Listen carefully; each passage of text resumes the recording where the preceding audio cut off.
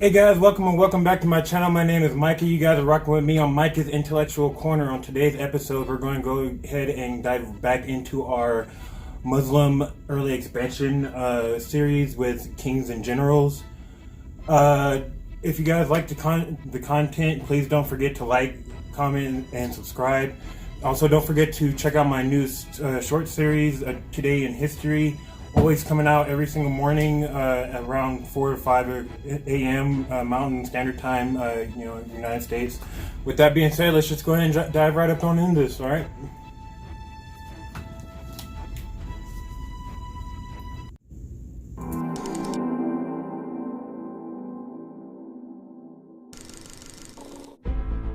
Egypt was the wealthiest, most productive and coveted land in all the ancient world, and thus the target of many invasions. From the Assyrians to the Achaemenid Persians of Cyrus, followed by Alexander the Great and finally the Romans, Egypt changed hands multiple times, serving as a prestigious jewel in the crown which filled the treasuries of occupying peoples and empires. The Muslim Caliphate was no different in this regard. Welcome to our video covering the Muslim campaign in Byzantine Egypt and the battles of Babylon and Heliopolis. The sponsor. It's pretty crazy too that we can kind of see this as a turning point for Egypt, and the fact that from here on their whole kind of like a whole religion, and the Mamelukes and all these different empires that sprung up from them being invaded like this. It's pretty crazy that this is the big turning point, which happened almost 1,000 years ago, a whole millennia. But let's go ahead and get back into it. The sponsor of today's video is Lucy, a cleaner, better-tasting nicotine alternative on a mission to decrease the harmful effects of tobacco through their new nicotine gum. Started by two Caltech scientists who felt that traditional nicotine solutions weren't speaking to our generation, Lucy is a discreet and better-tasting way to get your nicotine without stepping outside in the cold weather. It comes in 3 flavors: wintergreen, pomegranate, and cinnamon. So why choose Lucy? It's made of pure nicotine from food-grade ingredients. It's beautifully designed and discreetly packaged. It has superior flavor, texture, and buzz that can be had anywhere. And its biggest benefits are the fact that you don't need to inhale smoke, stink up your clothes, and annoy those around you with your smoking. So what are you waiting for? Go to Lucy. I don't really smoke, but just in case any of you guys are out there smokers, that's why I'm keeping this plan. Go to lucy.co and use the promo code Kings and Generals for 20% off your order today. Heads up, this product contains nicotine, and nicotine is an addictive chemical. Despite winning all of Syria and Iraq for Islam in a series of stunning victories, the Caliphate's military situation remained unstable. Fierce Persian resistance continued in the mountains to the northeast, while Emperor Heraclius was hindering the Muslim advance as much as he could. To stall for time, while he created an impenetrable dead zone between the Anatolian plain and enemy-occupied Syria, Heraclius sent envoys to his Christian Arab allies in the Jazeera area, requesting that they attack the Muslim army in Syria. They obeyed the emperor's orders, crossing the Euphrates and arriving outside Emesa in March 638, where Abu Ubaidah had concentrated his forces to meet them. However, Umar, in his typically hands-on fashion, reacted to this news by sending orders to Sa'd in Persia for 3 columns to invade Jazeera from Iraq. When this group of Muslim warriors launched their attack and began plundering, the Christian Arabs retreated. In the aftermath, forces under Sa'd turned and annexed Jazeera completely. At the same time, multiple mounted raiders. It's pretty crazy how their forces are always able to take advantage, of all these different opportunities pretty much that arise to take over and take over their conquests. And it's really impressive, just for such a young army, pretty much. But, let's go ahead and keep it going, right? Turned and annexed Jazeera completely. At the same time, multiple mounted raiding parties were sent by Abu Ubaidah into Roman lands. Khalid, the commander of one of these contingents, captured Marash in autumn 638 and hauled vast quantities of loot back to his base at Kinnisrin. However, Khalid wasn't a man accustomed to hoarding wealth, routinely distributing his personal share of battle spoils to others. On one occasion, after his raid on Heraclius' lands, an Arab chief and excellent poet, Ashaz bin Qais, recited a beautiful piece for Khalid, and in return was given 10,000 dirhams. Unknown to the poet's benefactor, this act of generosity was in fact to herald the end of his peerless military career. I wonder if he did that for, like, religious reasons, so that, obviously he could get into, the afterlife, or maybe he did it, I'm thinking, because, why would he give up such a means to have such a comfortable life in such an era in our time that it was pretty much common to not have a comfortable life. I wonder why he was so willing to do it. He was a really good, signs of a good leader, a good man, though. Let's go ahead and keep it going, though, guys. Peerless military career. Caliph Umar had been concerned about Khalid for years by 638, specifically that his personal brilliance and constant victories were enticing the Muslims to worship him rather than God.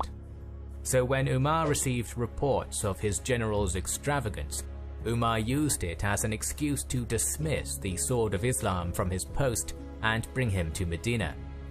When the two formidable men came face to face, the Caliph spoke the words, "You have done, and no man has done as you have done, but it is not people who do, it is Allah who does."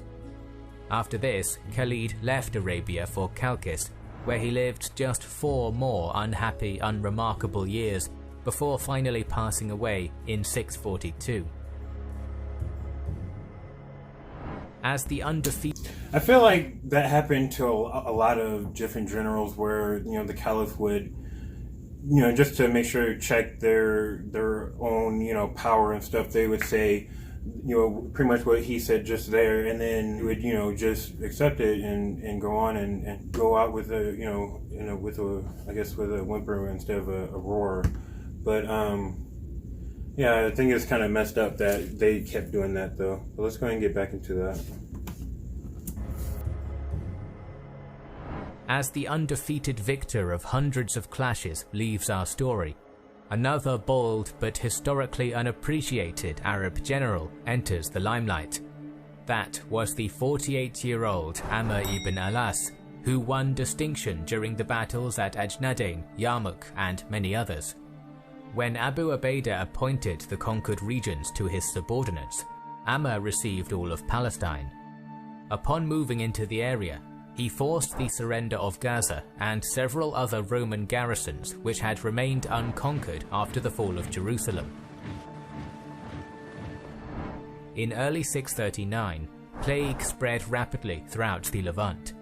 The Arabs, unaccustomed to this kind of terrible disease because of their nomadic lifestyle, died in the thousands, including generals Yazid, Shurabil, and Abu Ubaidah himself. It is worth noting that upon Yazid's death, his younger brother Muawiyah was appointed as governor in his place. Amr, who survived, was given command of the army, and this gave him a golden opportunity to propose an idea to the Caliph. Honestly, I feel like they're kind of lucky that that plague didn't do a lot worse, because I feel like if they're talking about, like, if this is a plague that had hit, I think in 5 something in the Byzantine Empire, then this plague has been around for like well over 100 years now. So they're really lucky that it didn't really ravage deeper into the peninsula like that.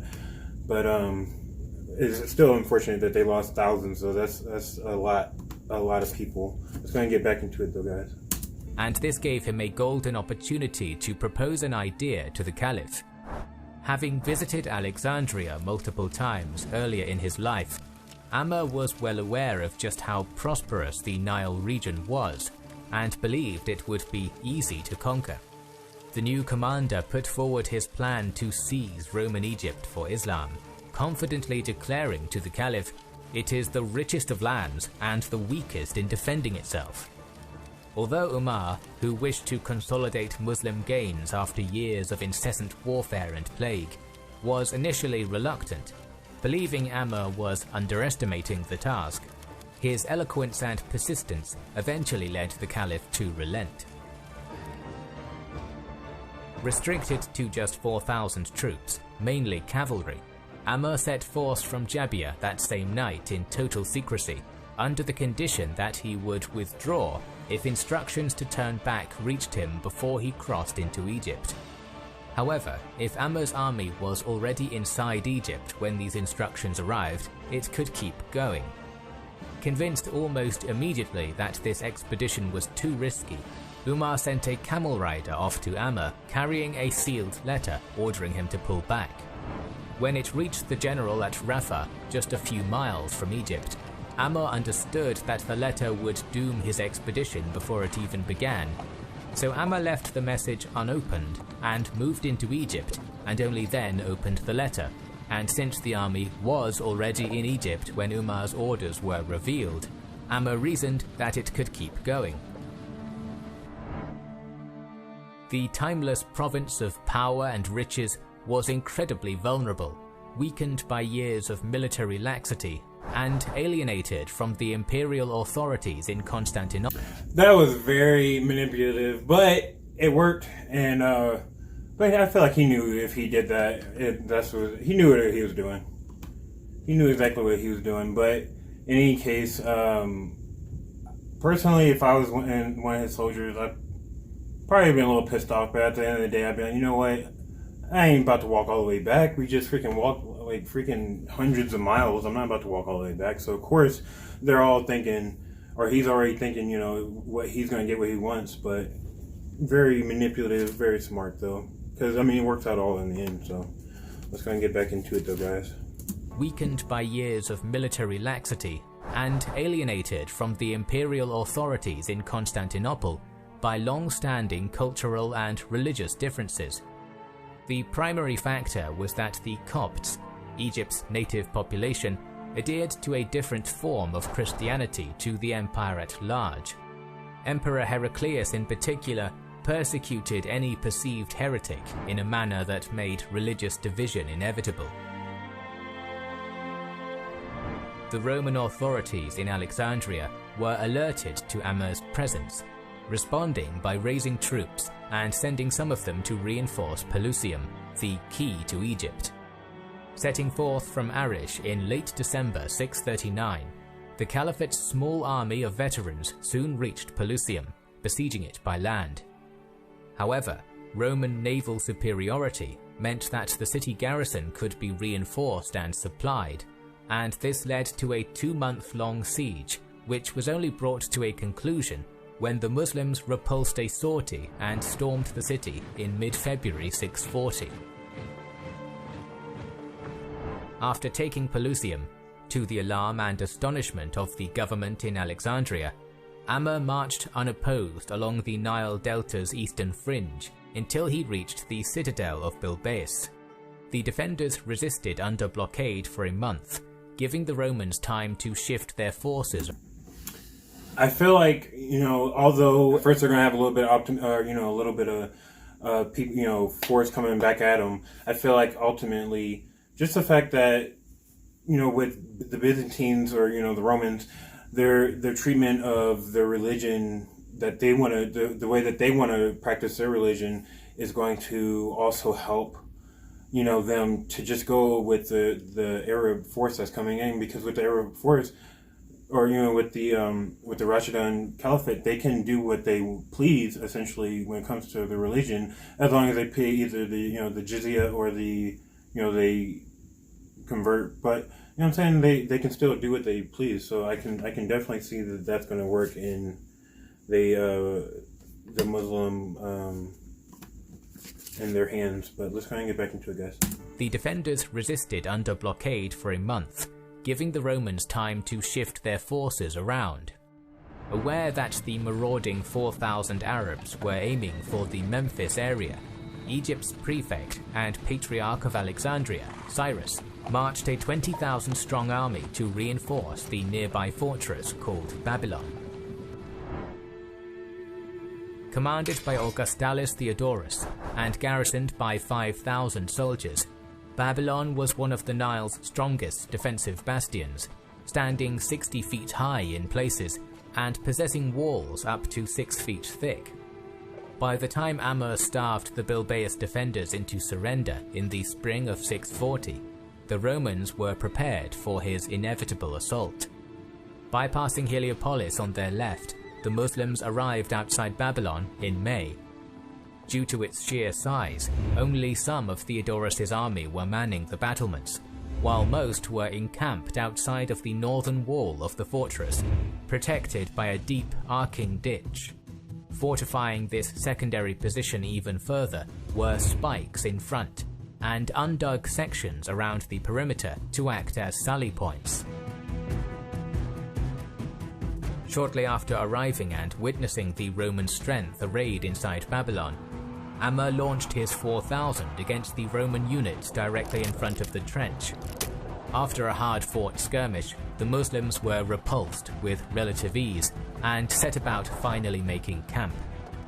Observing that his... I feel like at this point the only thing to do, personally, because it looks like the same setup that they've been almost facing, where they're about to get hit by a whole bunch of arrows as soon as they try to come up on them. So I feel like the only thing to really do is to figure out where they're, because I feel like those 2 points in the back look like a supply entry. So I feel like the main thing to do is to hit their supply point and then see what they can do.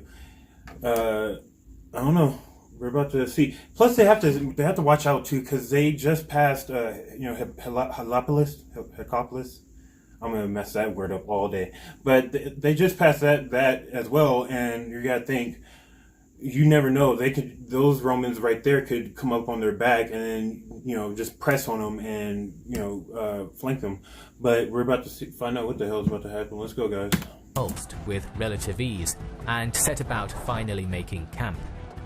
Observing that his plan to keep Theodorus on the defensive was paying off, Amr mounted daily raids against the Roman positions all along the ditch. Furthermore, in an attempt to conceal just how tiny his forces were, the Muslim commander split and spread it over a large area. This state of affairs lasted for 2 months, the Muslims constantly assailing the Roman positions, and the Romans remaining hunkered down behind the ditch, presumably believing they would be able to win without fighting. By July, no opportunity to gain a decisive victory had shown itself to Amr, and his men were slowly tiring. So, having put the eventuality to the back of his mind, the man who had proclaimed that taking Egypt would be simple wrote to the Caliph asking for reinforcements. Rather than chiding his overly optimistic general, Umar mustered and sent him 4,000 reinforcements to conclude the campaign, who reached Amr a few weeks later. With these new forces, the Muslim attacks on Babylon were renewed with even greater force, killing large numbers of Roman soldiers, but failing to break the bastion's resistance. Even more hesitantly than the first time, Amr sent another request for Umar's aid. This time a further 4,000 troops were dispatched under the leadership of Zubayr bin al-Awwam, who, despite being offered Amr's command by the irritated Caliph, merely stated that he wished to help. I'm surprised. I wonder why the Caliph changed his mind on that. But in any case, if I was General Amr, I would definitely be pretty bolstered up, and hopefully that would give my already troops that have been fighting there a good morale boost, and hopefully we can start really chipping away at this armor that the Romans are putting up right now. But let's go ahead and see what happens, guys. Offered Amr's command by the irritated Caliph, merely stated that he wished to help the Muslims engaged in Egypt. These new troops arrived in late September. After conducting a personal reconnaissance mission around the area, Zubayr pointed out something to Amr which the general seemed to have missed. Still present about 10 miles behind the Muslim army was the Roman garrisoned city of Heliopolis. If coordinated correctly, these troops could smash into the Muslims from behind if Theodorus launched any attack from Babylon. To remove this potential threat, Amma led a large portion of his 12,000 soldiers to Heliopolis, leaving just enough at the fortress to keep the Romans on their toes. Upon approaching the walls, however, they really should have besieged freaking Heliopolis. I told you guys, they really should have freaking besieged that city first and foremost, because again, I feel like they have, it's a smaller city, which means they have a smaller garrison. My thing, plus it was on the way, they wouldn't have had to go so far. But all right, let's see what's going on, guys. Polis, leaving just enough at the fortress to keep the Romans on their toes. Upon approaching the walls, however, some of the garrison's cavalry contingent emerged from the city and beat some of Amma's horsemen in a brief engagement. Nevertheless, they were forced to pull back inside the walls as the city was besieged. Only a short time after investing Heliopolis, Zubair and a small unit of hand-picked warriors scaled the walls in a dashing maneuver and breached the city. Seeing this, and realizing that the result of the clash was inevitable anyway, Heliopolis' garrison sued for peace and paid the jizya, after which Amma and Zubair returned to Babylon. In their absence, the Romans had driven away the Muslim detachments closest to the trench and re-established their positions beyond it. Theodorus, likely realizing that he wasn't going to have the luxury of simply waiting the invaders out, began employing the Muslims' own tactics against them, launching daily raids through the Roman bridgeheads. Although the Romans generally lost more men in these scattered engagements, they could afford to, while Amma could not. The stalemate went on relatively unchanged until a that would have been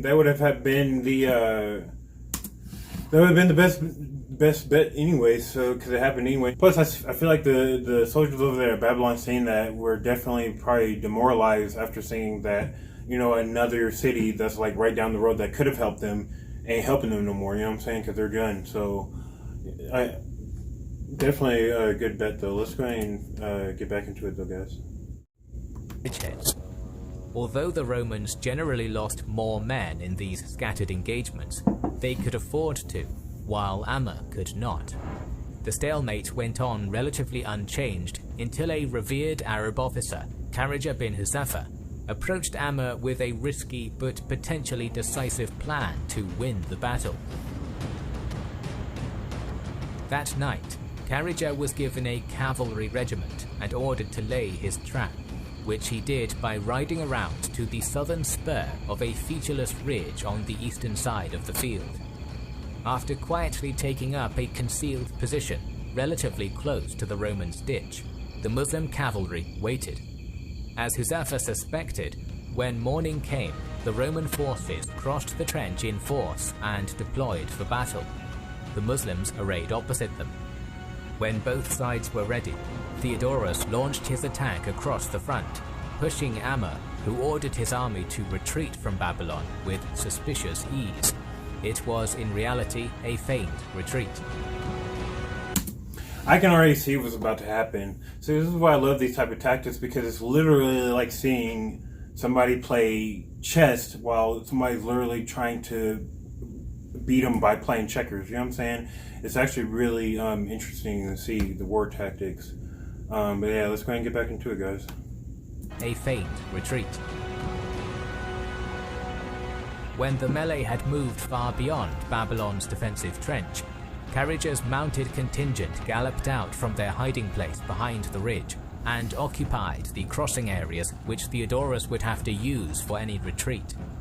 Amma, seeing that his horsemen were in place, countercharged with immense ferocity, driving the Romans back towards their own fortifications. Hearing the given signal, Kharija also launched his assault, crashing straight into Theodorus.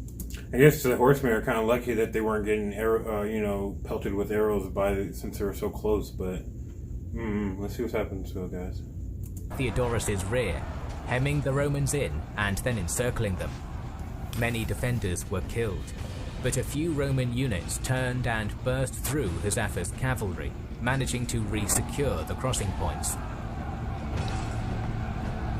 The remnants of the Roman army at Babylon retreated across the trench, pursued closely by Amr's forces, who continued their attack up to the very walls of the fortress.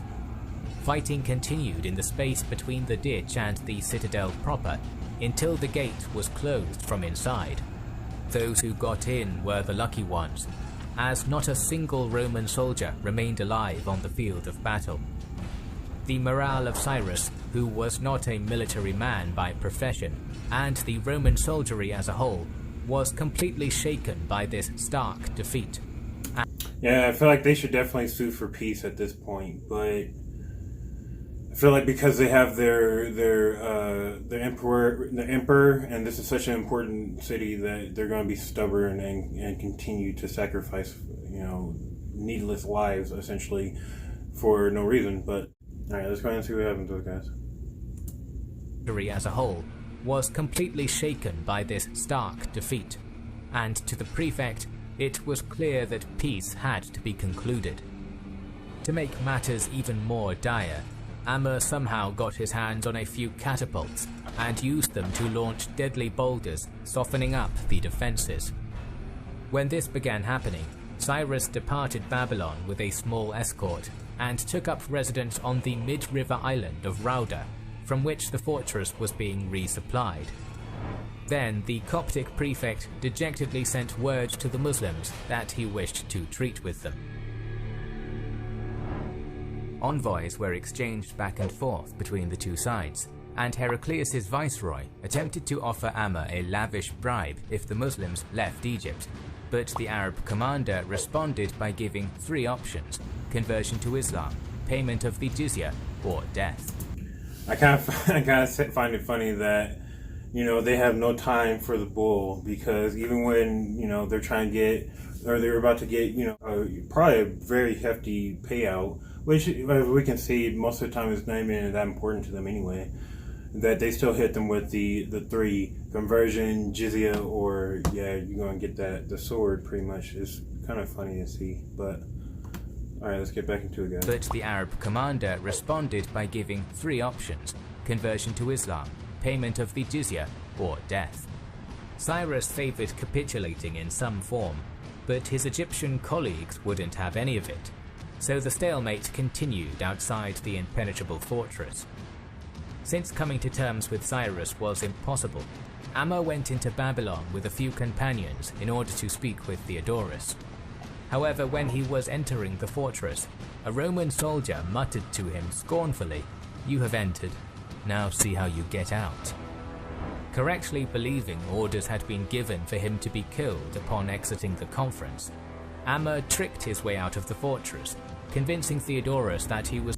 Yeah, that was pretty damn brave of him, I'm not gonna lie, because you never know. I'm pretty sure there was a sense of honor as to why he was thinking that he could go in there without any harm, but obviously he probably had a young 20-some-year-old soldier who just had probably like his two best friends killed right outside the gate, so obviously he doesn't give a shit. But let's see what happens. Orders had been given for him to be killed upon exiting the conference. Amr tricked his way out of the fortress, convincing Theodorus that he was going to bring even more of his generals unwittingly into the trap. These attempts at ending the siege failed, and the gridlock outside Babylon continued. But finally, in mid-December, the observant Zubayr noticed that since most of the fighting had taken place on Babylon's north side, the riverside Gate of Iron and its two guard towers were relatively undefended. Just like that, the Muslims had found a key to Theodorus' citadel. Swiftly putting his infiltration plan into action with Amr's blessing, Zubayr assembled a unit to conduct the operation. On the moonless, clear night of December 20th, 640, most of the Muslim army arrayed quietly outside the Gate of Iron, while Zubayr and his comrades climbed ladders up the wall. Then, when some of his men were gathered on top, a deafening Islamic battle cry was sounded, echoed by the entire army, causing shock and panic amongst defenders who had no idea what was happening. Yeah, I bet that one soldier is probably just woke up, shit himself. Like, oh, well, yeah, probably shouldn't have said that. Probably thought he jinxed himself now. Let's see what happens, y'all. Deafening Islamic battle cry was sounded, echoed by the entire army, causing shock and panic amongst defenders who had no idea what was happening. Amidst the chaos, Zubayr slew the gatehouse sentries and broke the chain which held the gate closed, allowing Ammar and the Muslim army to flood inside. While some of the more elite Roman formations made a brave last stand, most of their comrades routed towards the Nile. Once they reached the riverbank, the soldiers crossed to the safety of Rauda on pre-prepared boats, which ferried soldiers back and forth throughout the night. Among those who fled was Theodorus, who managed to escape Ammar's grasp and run back to Alexandria. The next day, Cyrus sued for and obtained peace for the Copts on Muslim terms, agreeing to pay the jizya and submit the entire country to Islamic rule. The Romans in Egypt could either accept and remain, or reject and depart. Unsurprisingly, when Heraclius received a letter from Cyrus seeking the imperial stamp of approval for his peace with Ammar, the emperor was furious and categorically refused, responding with a message full of scorn and insults. To ensure that an active defense of Egypt continued despite the... Yeah, I'm pretty sure that that letter in a sense pretty much was like, he was like, this is madness, and he was pretty much all up in arms and stuff because his empire was being literally eaten alive right before his eyes, and there was literally nothing he could do about it. But let's go ahead and finish out this video, guys. Responding with a message full of scorn and insults. To ensure that an active defense of Egypt continued despite the prefect's treachery, Heraclius had other messages ordering firm resistance delivered to all of his Roman generals in Egypt, who obeyed their sovereign without question. Cyrus, disavowed by the Romans, put himself and the Copts under Ammar's command, promising the Muslims administrative and engineering assistance. Memphis was now secure, and the push towards Alexandria could begin. Our series on the early Muslim expansion will continue soon, so make sure you... Alright guys, we'll go ahead and stop it right there.